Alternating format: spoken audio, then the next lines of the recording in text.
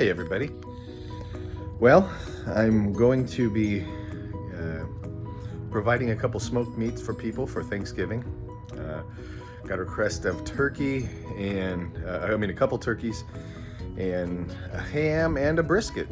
So pretty cool, but it's Tuesday and one of the people that needs their meats, they need it on Wednesday because they're taking it out of town for Thursday. And I'm going to experiment with what it's like to rest a turkey overnight. I'm gonna make a small one here today myself. I'm also gonna do the brisket today because I know that can rest for a good while. Yes, so I'm gonna see what it's like to smoke a turkey and then rest it at 150 degrees in an oven overnight and see if it's still edible the next day. And that way I know whether or not I need to just go ahead and have them refrigerate it and then reheat it.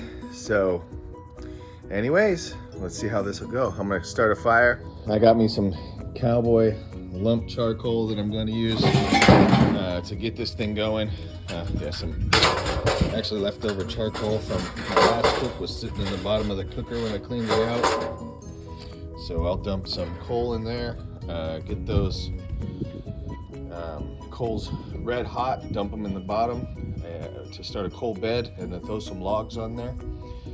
I've still got some pecan and maple that I'll throw in there, but I've been using post oak. So with the post oak, it was said that that wood is more dense and cooks longer and burns more regularly. And I have experienced that over my last few cooks. So it's been much easier to manage a fire. And also, I got a new toy. I'll put a link to it because actually they asked me if I would. Now, via email. I've not spoken to anybody. I just happened to buy one and then set up using it with my phone with their app. And I've done one cook with it and it made that cook super easy. I got some meters at each side of my cook chamber using this thing, and I was able to set it to let me know if the temperatures fell low, so I could come out and add wood to the fire, or if they went high. If I added wood to the fire and then walked away and it got it up there, I could come out and lower that. So, oh goodness, I think it helped me manage my fire the best yet. And then I actually moved my last brisket cook over on my pellet cooker. It got to be like 11 at night. I was ready just to have it finish off. So I put it on my pellet cooker and then put this probe in there and set it to tell me when it reached 195 internal. So it woke me up at like 3 in the morning off my phone, letting me know I had reached that temperature, and I got up and that brisket was good. I got a previous video of that brisket, but I think with this easier fire management and this meter letting me know when the internal temperature was up on my phone made that cook so much easier, so much better. One of the best that I've done. So plus I've had a lot of practice, but this is a Thermal Pro, and like I said, it Bluetooths to my phone. It gives me 4 lead options. I used my offset. I'm using 2 of the leads to just keep the temperatures, keep monitor of the temperatures in the cook chamber on each side of my meats. But you can also use it for 4 different meats, which I'll be doing probably Thursday when I do 4 turkeys. So anyways, I'm gonna add a link about this in my description. All right, so I got the coals in the chimney all finished up with a nice glow on them, and dumped them in and put some significant logs on there because I want to get a good fire going, all open to get a good coal bed. So I'll show you what I do. So dump the coals down in there, and then I set some large logs on there. Pretty serious.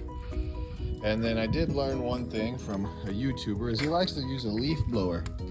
Well, I haven't broke down and bought one of them, but one of my daughters did throw away a blow dryer, so this works just fine. So really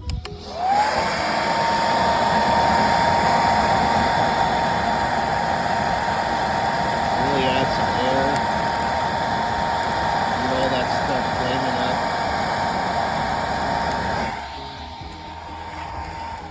very nicely.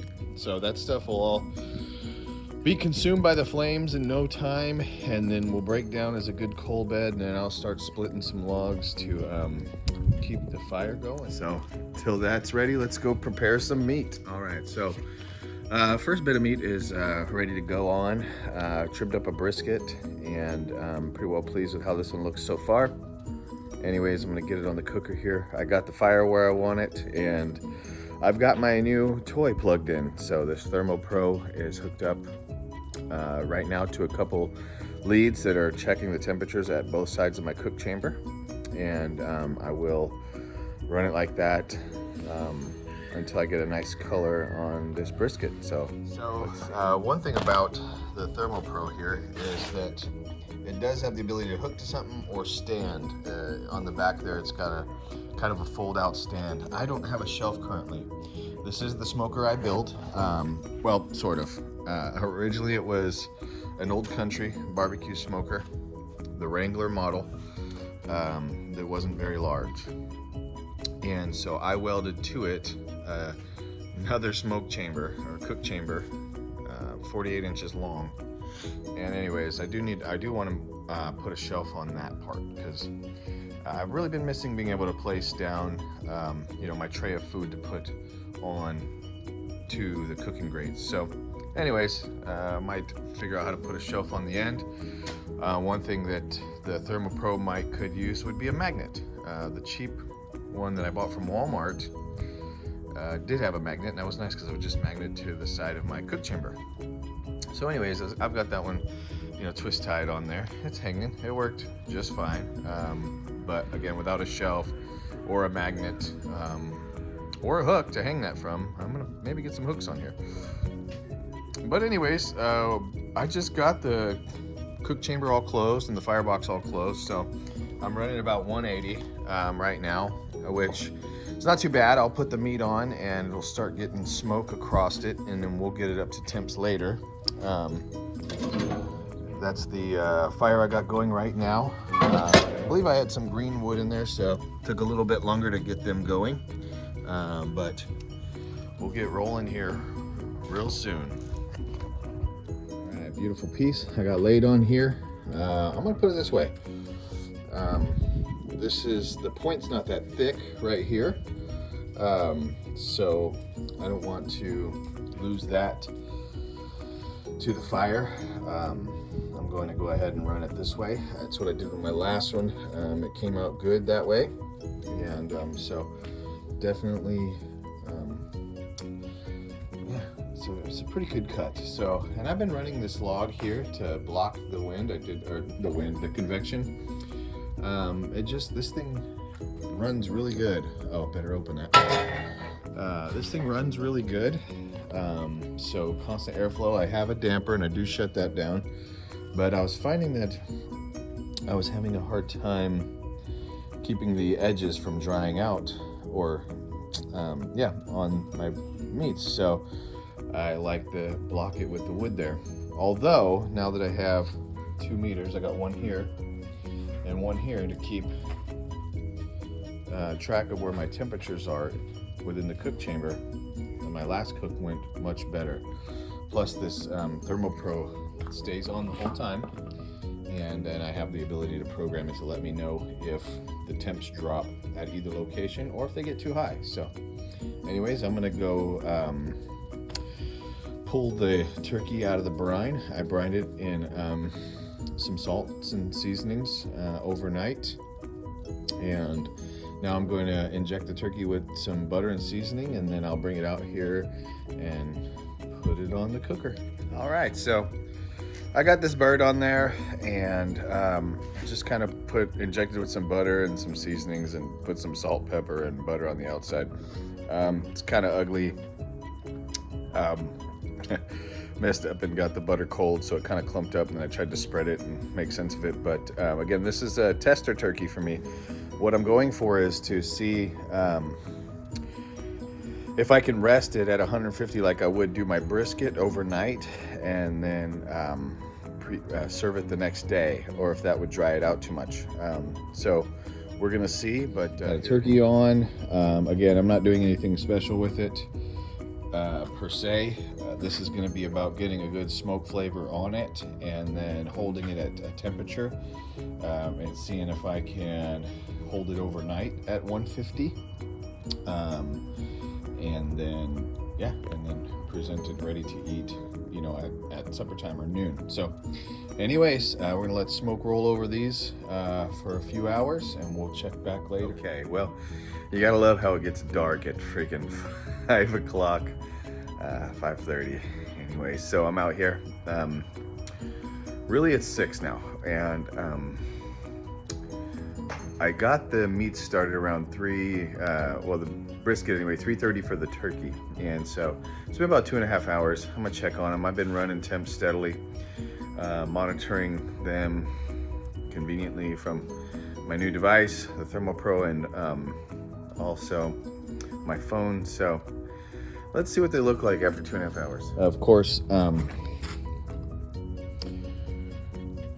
closer to the fire, I'm at 295, and then closer to where my meat is, I'm at 270, so pretty good. Been sitting there for some time. Of course, this has a backlight if you want to use it, and it doesn't stay on. It goes off automatically, so don't kill your battery. Again, this thing did run for me for my whole cook 2 days ago, so really cool. Let's see. Okay, well, that's got a good color on it. I might want to check temps on that thing actually. And that brisket's doing what it should be. It ain't quite sweating. Yeah, real tough. So brisket's got plenty of time to go. Yeah, so now my temps have dropped below the setting that I said to notify me if it drops below that, since I got the door open. So it notified me.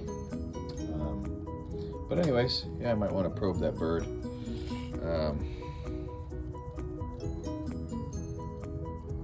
Yeah. Excellent.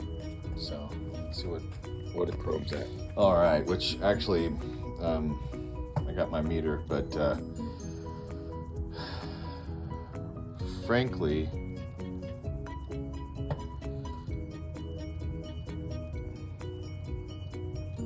wow. Okay, 130. All right, so yeah, you want to bring up to 170. So got a little ways to go, but I definitely 145 in the legs. And of course, the breast usually takes a little bit longer to get finished, but I think it's a good color.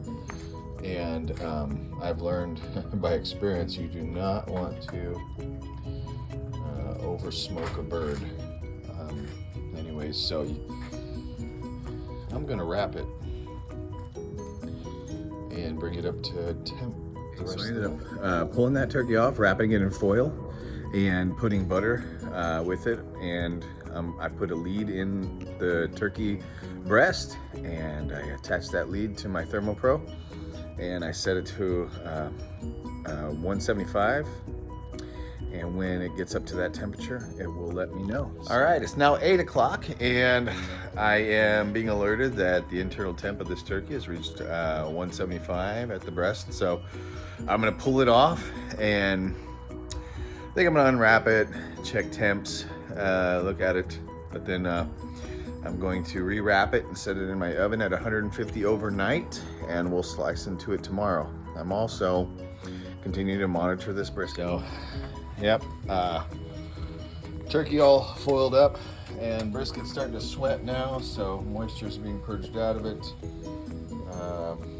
That's got a good while. The outside isn't looking like I'd like. And of course, my device is also now letting me know temps have dropped since I got the door open. So anyways, I'll pull this turkey off, put it in the oven at 150 and rest it all night.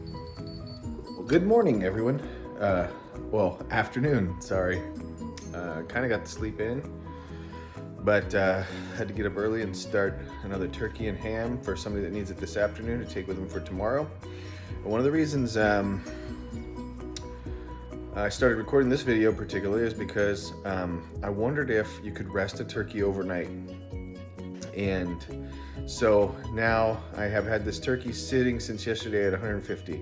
It's about noon. It's about the time that these folks are planning on eating tomorrow. So I got their turkey on right now, and I'm waiting for it to finish so I can wrap it and put it in the oven for to rest. And then they'll pick it up and hopefully keep it resting at 150. And so we're gonna see. Anyways, I'm gonna cut into this turkey. Maybe. I'm gonna see if I need to go ahead and flip it. I think I have it breast side down, I do. I'm gonna flip it and see what the skin is like. If it's not crispy, I'm gonna see if I can crisp it up in the oven a little bit and then slice into it and see if it maintains moisture after all that. This one has been resting. Juices in there, of course. We're gonna see if the bird was able to actually retain those juices internally. All right, pretty good color. Interesting skin exterior. It is, in color, it feels rubbery, and I like crispy chicken, so it looks like there's a lot of moisture, but I want to see if I can crisp that skin up a little bit. So I'm gonna go ahead and put it in the oven, I think at 350 degrees, and I'll check it every 10 minutes or so to see if I can get that skin crispy without overdrying. Okay, so I check this turkey every 10 minutes or so, and it did start to crisp up on the outside. I also tempted to make sure it didn't get back up over 160. Right now I think it was about 160, so I was happy with that because we already got it cooked to food safe yesterday. So today I didn't want to dry it back out. We're gonna see. The skin's a little crispier, and I think I'm gonna rotate it over and let it rest in the juices on the breast side down here for a little bit. So let's see how that turns out. So there it is. This is, yeah, crispier skin there, great color. So we're going to roll it over, let the breast sit in the juices, and then we'll cut into it and see if it stays juicy. All right, moment of truth, I reckon. We're gonna see exactly how tender this breast is after resting it overnight. Now, I do got meat pulling away from the bones of the wings, and actually as I tried to pick it up from that neck bone just now, it wanted to pull out. So people like fall off the bone, but at times fall off the bone can mean overdone. So let's see.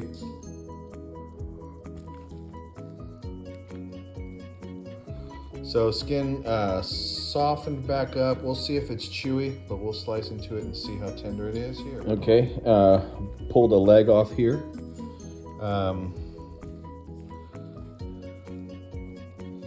There's some of the meat inside the thigh and the leg here.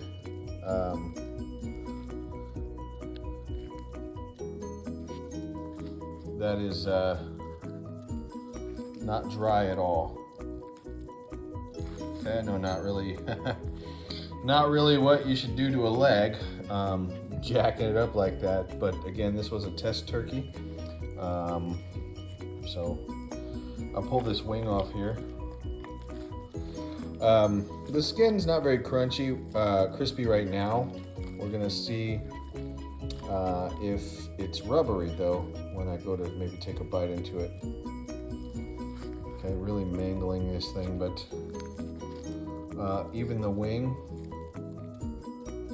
very tender and juicy. So not bad so far. Let's cut into this breast. I intended I just pulled the breast apart off of the back, and it's a good amount of juices between the breast and the wing coming out. So okay, just pulled the breast apart there to get it off the bone. So I have a breast piece here. Let's see what happens as we slice into it. Okay. Well, I mean, it is a breast piece. It doesn't look over dry. Let's see what it tastes like.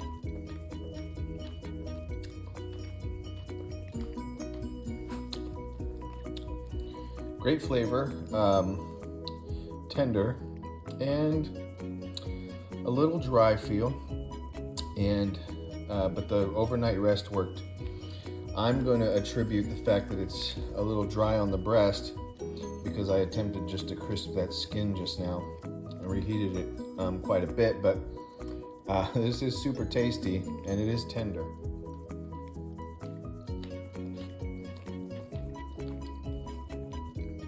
See if the skin's rubbery.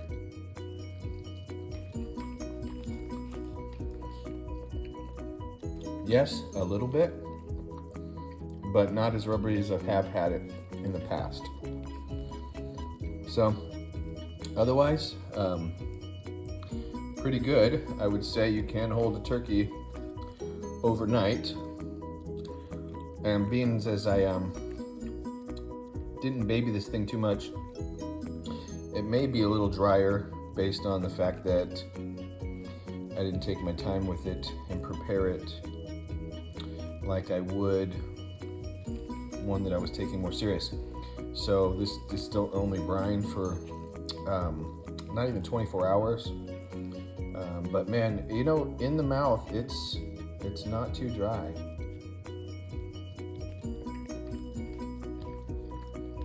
Great flavor, and it does have an initial moist perception, but then as you chew it, it's just got a little dry mouthfeel. So, always do what the pros do and moisten it up, right? Let's see. Now you can't beat that. So overall, if you had to rest a turkey overnight, like I just did, it does work, and it is juicy, not tremendously, and the skin is not crispy, but again, part of that could be just the way I cooked it to begin with. So anyways, the turkey that I'm preparing now that people are gonna come pick up about 4, I think it's safe to say that it will be able to rest with them overnight. They can serve it tomorrow at noon and not have a terrible product. So anyways, thanks for watching. We'll see you next time.